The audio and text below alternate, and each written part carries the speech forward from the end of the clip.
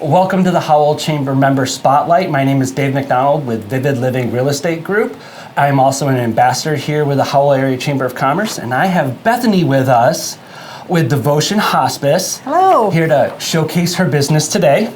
Bethany, how are you? I'm great. How are you? Wonderful. So glad to have you here with us. Thank you. I'm glad to be here. So, always in every business out there, what inspired you most to get into the hospice industry and to start your own company? So it was many years in the making. Okay. I've been a nurse for a lot of years. I've done a lot of things, bedside, administrative. I've been in the schools, but I always went back to hospice because it felt like the most natural place for me to be because it was very personal. Nice. But I did see over the years that it was becoming more of a business. Okay. And it was being underutilized. Excellent. So we decided after lots of back and forth, lots of prayers, that we were going to try to do it ourselves and venture out to make it better than it has been in all of the places I've been. So it's, yeah. I love hearing that. So what, with all the years that you've been in it, what made it feel like the hospice industry was so underutilized that you were like, okay, here's a gap that I can fill? I think a lot of it is people are waiting until too late. Okay. They always think it's for the last week, the last very small part of the journey. Sure. And what we were finding is that we were coming in when people were already in crisis mode. Okay. So now you're in crisis mode, and now you have strangers coming in, and you're like, now you feel like you have to entertain strangers. Sure. So we found that by really providing education on how much we could help earlier. Okay. It allows us to not be strangers in people's homes, not be Nice. strangers when they're in crisis, and we've already been able to provide a lot of education on what's to come. And I think it helps patients, it helps families, it helps caregivers to have familiar people around and people they're comfortable with that they can talk to and share stories. So I know you kind of already touched on this, but after, as you're working with families, not so much obviously in your case customers, but working with the families, what's one of the things that you hear most often from the families? Is it just, thank you, or is it more heartfelt, or what keeps you generalized that you're hearing from customers coming back to you? So I do think it's more personal. Everybody has their own story, they have their own journey, and how this has affected them, this part. So, but I think the consistent thing that we get is thank you for not just being there and being a supportive kind of agency or team, but giving them education, letting them know what's to come, what to expect. And then, a lot of feedback is about our team and how well our team works together. We function almost like a family, so we feel like we're an extension of their family. So we're there when they need us. We're very personalized. They call and they get us. There's no answering service. We are 24/7. We answer the phone, it's myself, my husband, my daughter. So they're getting real people, and we are just, I tell people all the time, we're just real people trying to care for other people. No, and I think that's really wonderful, and I like that idea that it's a family helping another family. I think that's a really cool aspect.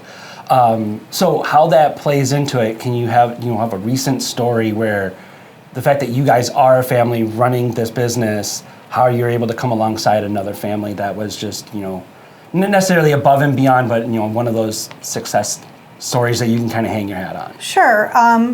I think one, and so I might cry, sorry. I think one of the things that really makes us as a family connect with other family is that we've also been through hospice. Okay. We've lost people in our lives that we've lost suddenly and didn't have hospice. Sure.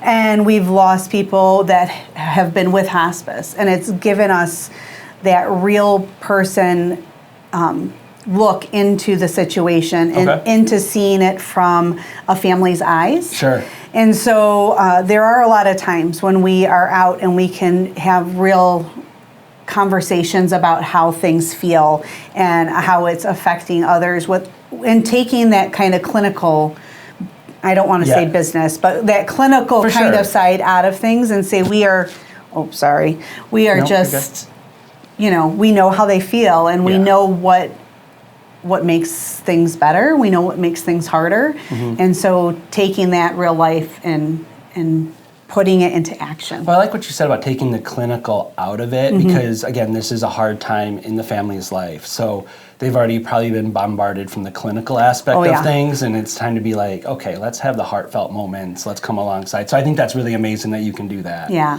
So that's very cool. So what are you, is there anything a part of your business that you would like the rest of our chamber audience to know and how they might be able to come alongside and help them and things that you're looking to maybe get out of being a part of this community? Sure.